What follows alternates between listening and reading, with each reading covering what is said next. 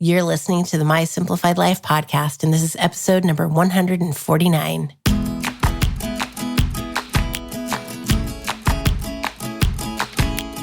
Welcome to the My Simplified Life podcast, a place where you will learn that your past and even your present don't define your future.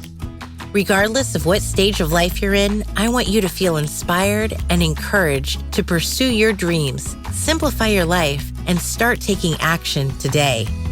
I'm your host, Michelle Glogovac, and I'm excited to share my stories and life lessons with you while taking you on my own journey. This is My Simplified Life.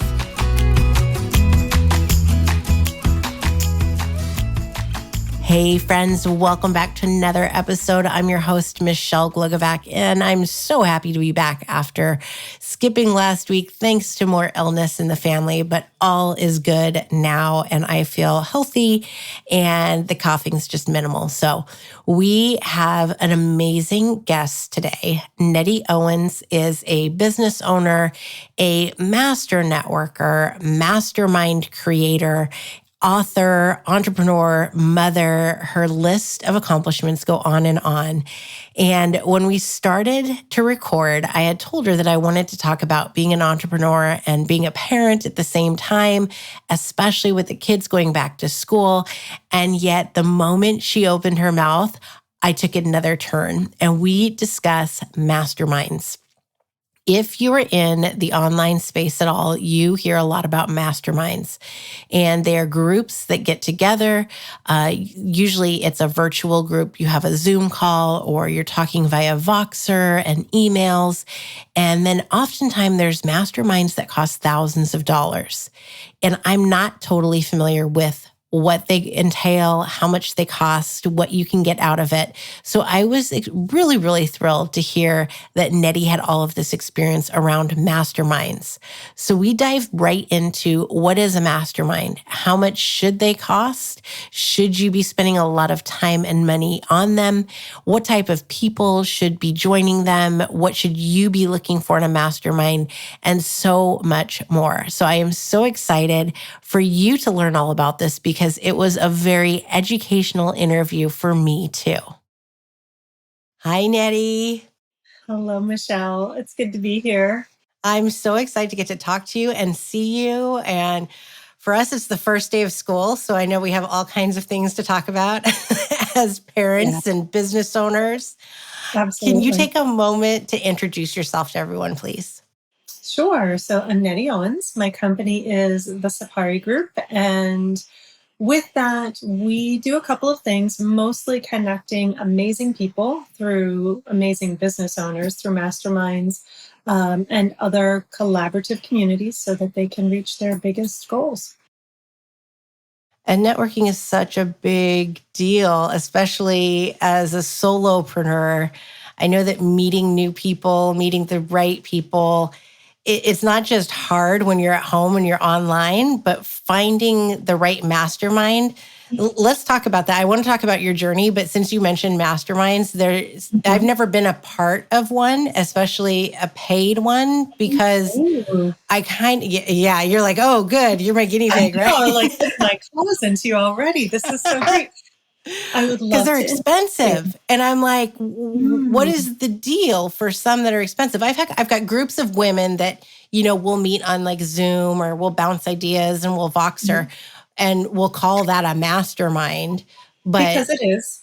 Okay. And so are you working with those kinds of masterminds or the paid ones that are, $10,000? Yes. Both. So, and that's why I just said yes and paused for emphasis. But both, and it kind of runs the gamut. So there's networking, which we do. And part of the networking, as you even already mentioned, as solopreneurs, as business owners, connecting with people, we logically and naturally just gravitate towards having interesting conversations that have a mastermind feel. I run a mastermind event twice a year, and it's not outrageously expensive. It is invitation only so that we ensure the right people come into the room. But because of what you just said, it's important to have a community where you can come in and have a conversation that you're not having somewhere else, with people who have been there, tried it, or whose life experiences can add to the conversation. And that's also why I said, yes, your conversations with your women friends and colleagues are masterminds. And then we do have others that are ongoing, where we meet once a month, and we have the format of a mastermind. And the format of a mastermind, which is different than just a conversation, is that one person brings an issue to the table.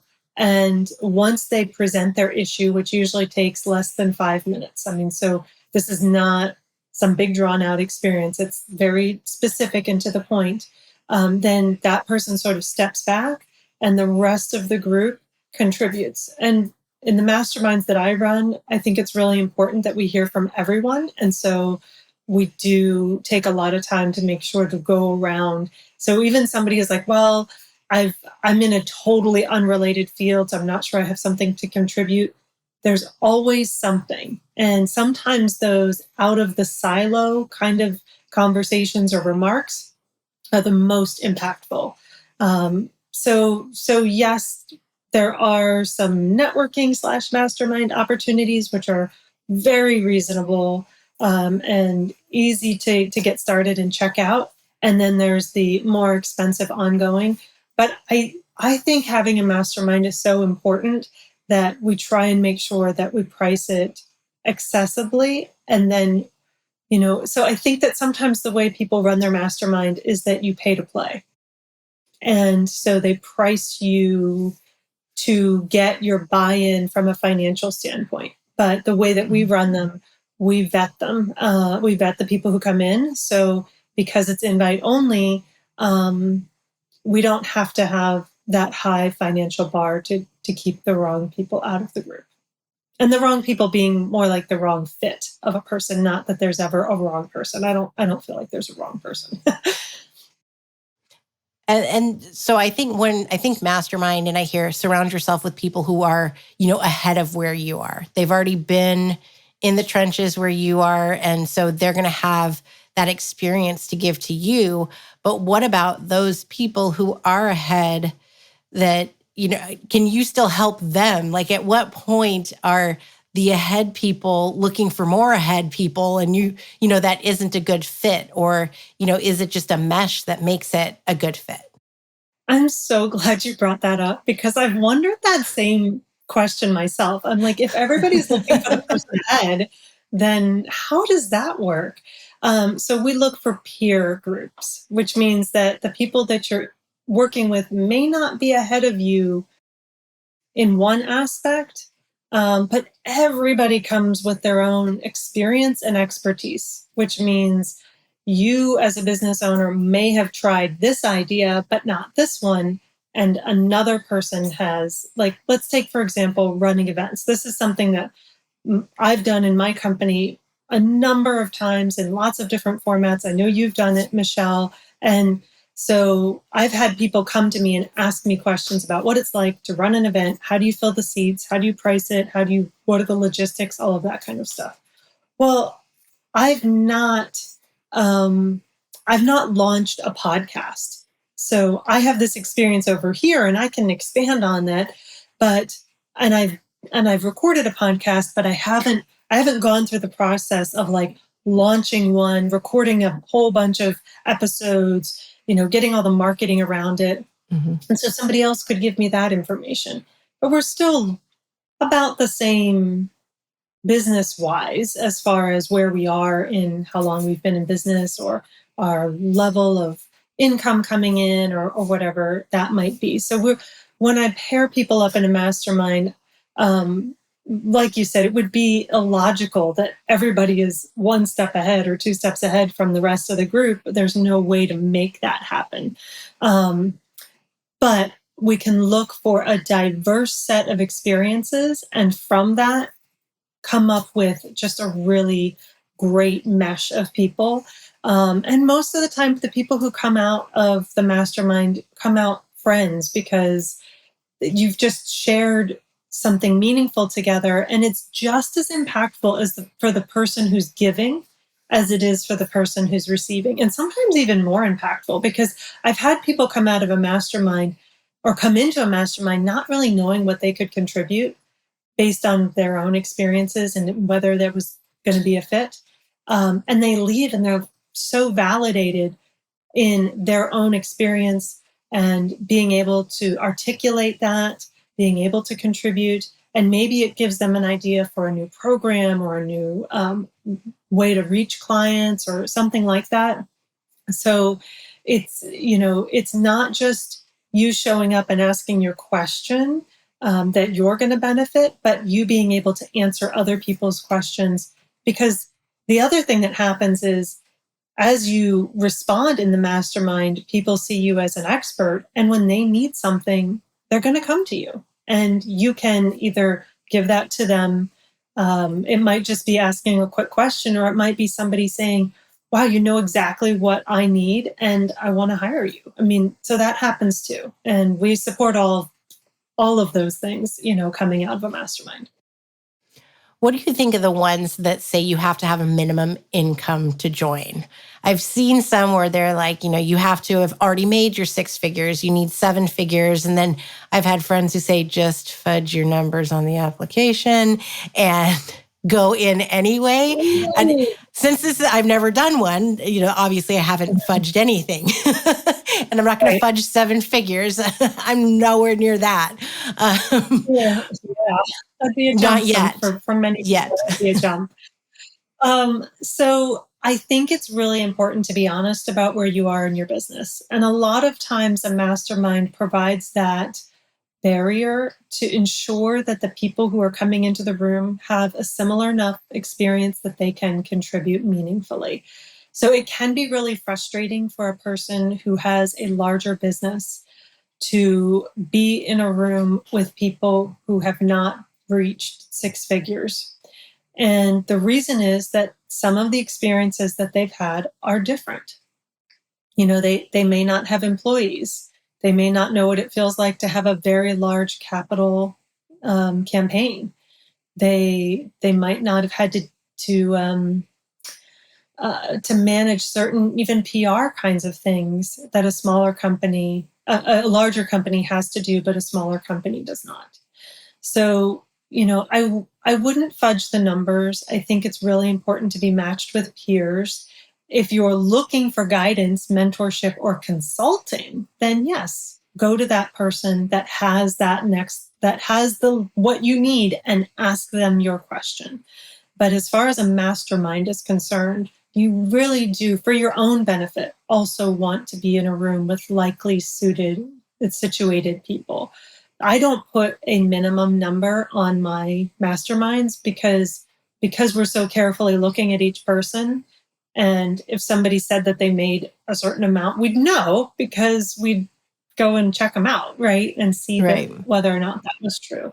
But it kind of does a disservice to everyone. I do think that there is room for everyone in a mastermind somewhere, and that there are so many different kinds that you can find one that's going to be a good fit. But I don't think that it needs to be a hard stop at a certain dollar amount. There are other factors, and depending on what the mastermind is gathering about, it might be there might be some other litmus test or limiter that's going to identify what brings those peers together. How long are masterminds usually for? 6 months, a year, shorter? It could be once. I mean, you could have a mastermind where you just show up once. It doesn't have to be, and that's kind of how the live event ones that we host end up being. Some people only come to one ever, and we do them over 3 days. The first 2 days the first day is really getting ready for what you're going to bring to the mastermind, because the time that you have presenting and getting the feedback is about 20 minutes. So it's not a huge amount of time where you're specifically working on your thing, which means you have to be ready to ask the right question. And if you come into it and you're like, I don't know what I really want to talk about today, which has happened and it's fine. And that's actually why we've started adding some preparatory time ahead, and then we come in. Um, but there's no reason why it has to be 6 months or a year. And it's really nice to have the camaraderie of coming back to the same people who know and understand the challenges that you're facing. But I don't feel like it's necessary. I've brought complete strangers together for an hour and had magical results because if everybody's on the same page with being generous about offering support, then everybody gets what they need. What would you say is the difference between a mastermind, like that's one that's for 3 days, and something called a retreat? Mhm. Because I feel like you get that word retreat, and then that means a 2 or 3 day time together. Because I'm not familiar with a mastermind being like a 3 day thing. I love that idea. I like the non-commitment. Mhm. Yeah, yeah. I'll have to tell you about the one coming up. But so a retreat, I don't feel like it has the same focus. A retreat there could be a mastermind element to it, and you may have some really amazing conversations. Um, but I think of the Christian biblical phrase, where two or three are gathered in my name, there I am also, right? Mhm. So we need a minimum number of people to come in to contribute. I mean, the mastermind is that you're really tapping into not just your knowledge, but this larger universal knowledge. And sometimes people have sort of intuitive hits about what they might want to say. I've had people say, like, I don't know why I'm saying this right now, but I kind of feel like I should tell you this, and that just comes through during the mastermind. And certainly that can happen in a retreat, but when we go into a mastermind, we are very specifically asking a question where, in my mind, if I'm retreating, I might be sleeping in and then taking a yoga class. And then maybe I'm having a deep conversation with a friend about my branding, if I'm on a business Yeah. retreat. Or I might learn something. I might have like a session where I'm being educated about something. And it could be a mastermind retreat, in which case you might have all of those elements where there is a element of self-care, and then also in that time you're going to be conversing and building this discussion. So how did you get into all of this? So my background is not at all like, I don't have a business background in that that's not what I was educated for. So when I went to school, I studied computer science, and I did use that skill set right out of college. And then very shortly after, I started my own company. And I did residential organizing, but I was very focused on chronic disorganization. So I worked with people who had um, ongoing challenges, often brain based differences that would impact their ability to get or stay organized. And I did that for many years and built up the company. I had half dozen organizers that would go out into the field. I trained them in my methodology, and and then at some point I was just noticing that people were asking me more about business questions or applying those concepts in a business setting, and so I started to shift my business. So in 2017, I began working more along the lines of productivity and accountability in uh, creating a plan and then implementing that plan. And it was also that year that we opened up a program called Momentum Accountability, where I wasn't helping you set your goals, but I would help you stay on top of them. I was a paid for accountability buddy. Like you could just use me, and then you didn't have to show up for somebody else. I showed up for you, and you didn't. All you had to do is pay me to be there, and that was working really well. Um, and I had a small group of people, jump right on that opportunity. And I thought, well, I'll bring these folks together for a half day workshop. And that way we can set their goals for the next, you know, month or so of what they want me to hold them accountable to. and we'll talk about productivity concepts in general and stuff. And so after that, I thought, gosh, this was such a great group of people. We should have a mastermind. So the second retreat or the second workshop was the half day, and then the second half of the day, if you stayed on, we masterminded, and that it literally grew from a half day to a half day plus to a full day to 2 days to what we do now for 3 days. And this fall mastermind that's coming up is the first time where the whole focus is the mastermind and getting ready for the mastermind. Prior to this, we've really had a focus on creating your strategic plan, and masterminding is part of that. But now we've really taken out all of the other language that we were using to just focus on getting ready for the mastermind and having that experience. Is it a certain type of business that are joining the mastermind? Is it all females? Is it a mix of all kinds of things?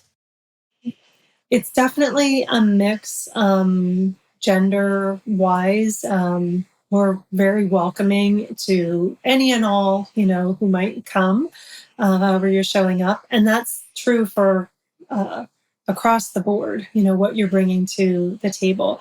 I find that it's a better fit for people who have been in business longer, because it's harder to find those peers to bounce ideas off of, and you're so busy with your team, and oftentimes you're so busy having to show up for your team and be the leader, that this gives you an opportunity to get the support that you need, where you can really just let your hair down and just be fully present for yourself, and ask questions that the other people in the room are going to have some experience with and some feedback with. So it's never been all women, although I do tend to attract a lot of women into our group.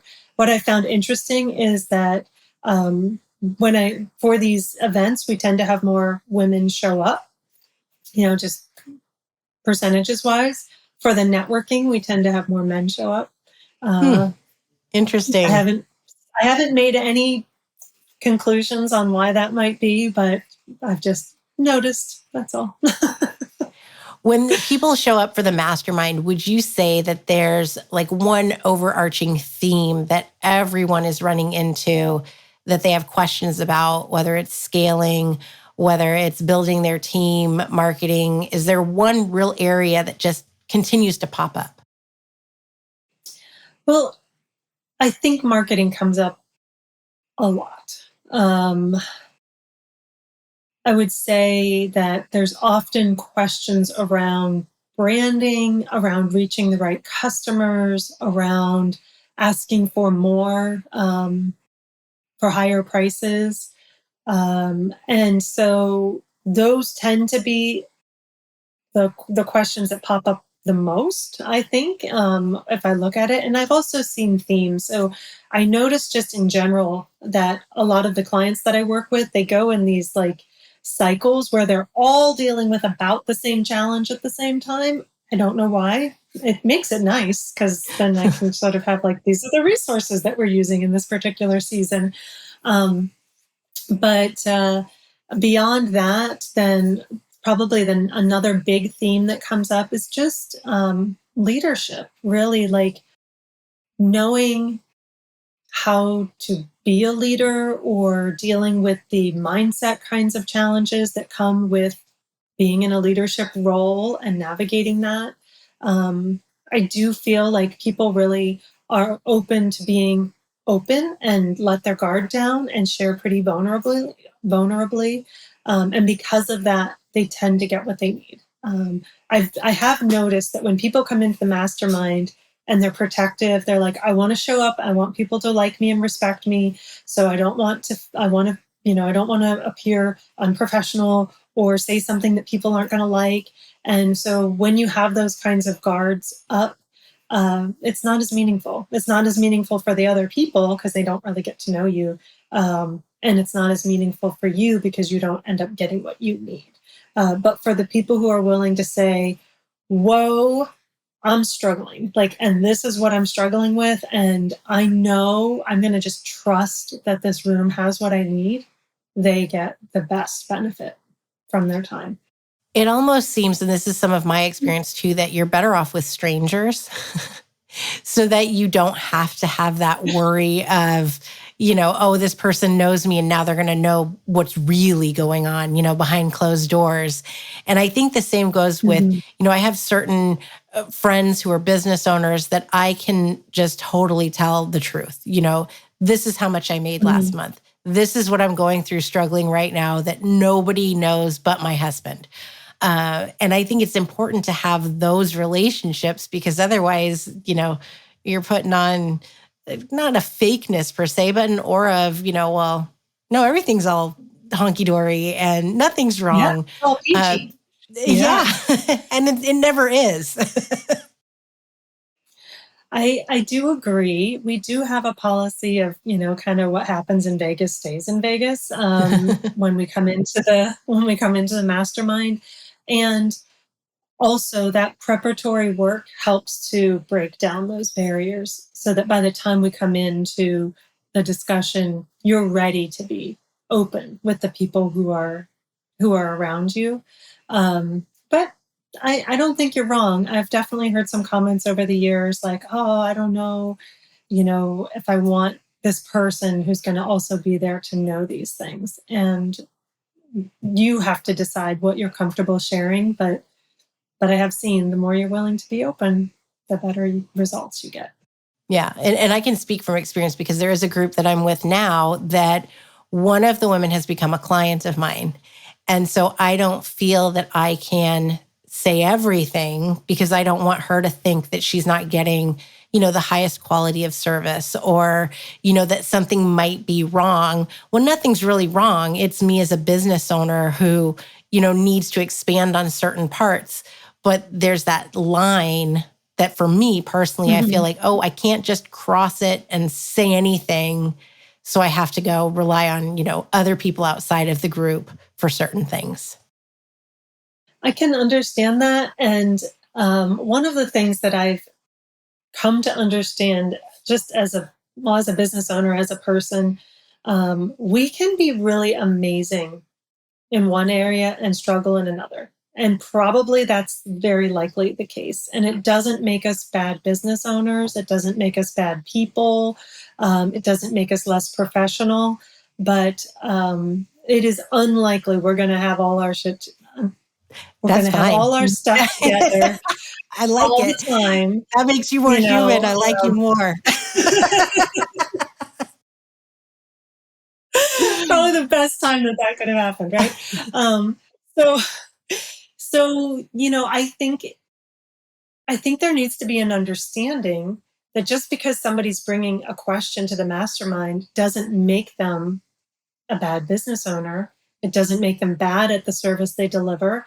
You could be exceptional at the thing that you do and still have trouble marketing it. Or you might still be frustrated about your pricing structure, or you might still have doubts or questions about hiring or something like that. And that does not diminish you delivering your service to a high level. Like I think that um, I think that it's a mature understanding about how we are in business and how we are on this planet, that perhaps is something that gets missed by younger business owners only because they haven't been around the block enough to realize that.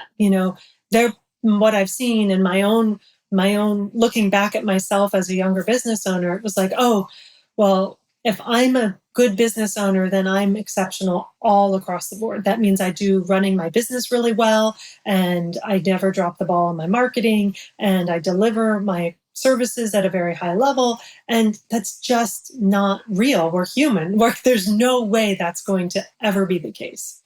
Yeah. So how do people connect with you and get that invitation to your mastermind? Well, I'm so glad you asked. It's actually super, super easy.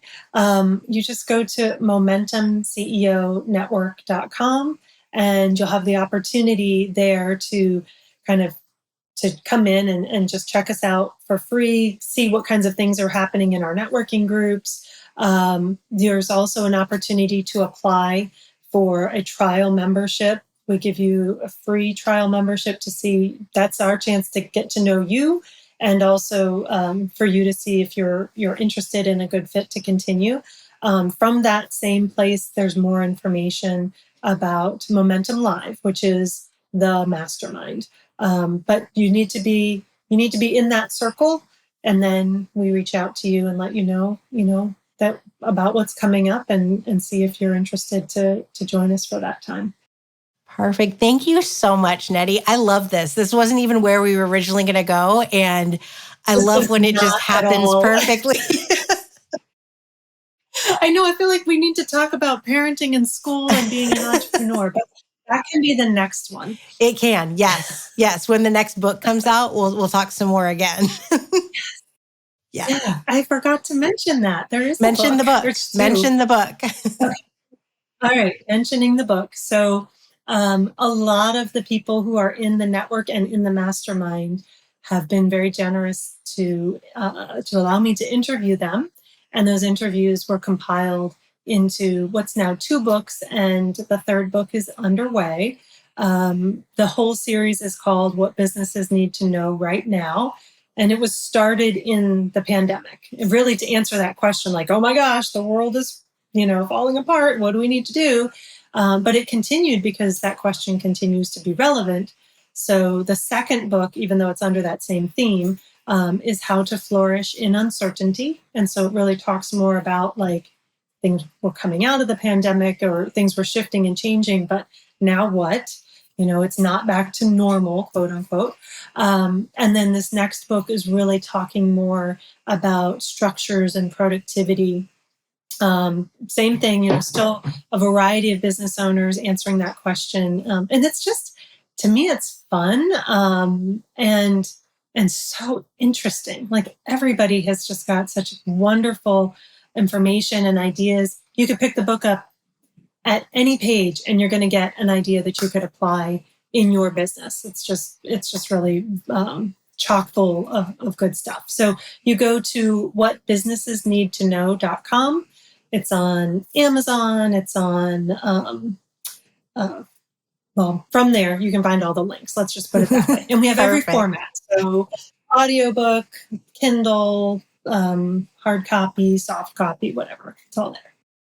Perfect. Thank you so much. It was so great to get to chat with you, get to know you. And I certainly loved learning more about Masterminds. I obviously needed to be schooled on that some more. So I appreciate it. Well, I'm so glad you asked the question, because honestly, I don't talk about the ins and outs very often. And it's really fun to explore this idea with you. Thank you. Well, friends, what did I tell you? Nettie is a wealth of information on all things mastermind, and I'm looking forward to not only getting more out of the masterminds that I'm currently in with people that I consider friends, but also looking at what other masterminds I might be able to join, even for just one weekend or one half-day session. I know that for me, time is limited. I cannot meet with people for hours on end in the hopes of getting something out of it. But having a set amount of time, knowing that it doesn't need to go on every single month for a year, that really gets me excited, knowing that there are other options out there. So if you haven't looked at a mastermind, start one, join one. There's no rhyme or reason, no right or wrong to any of this. And so I think that's encouraging to know that we can create this if we want to. But there's also some really great established masterminds like the ones that Nettie puts on, that all you have to do is simply join. So remember that you're not in any of this alone. You don't have to do this alone. There are plenty of people who want to hear what you're going through, how they can help you, and vice versa, because you too have information and knowledge and experience that can help someone else.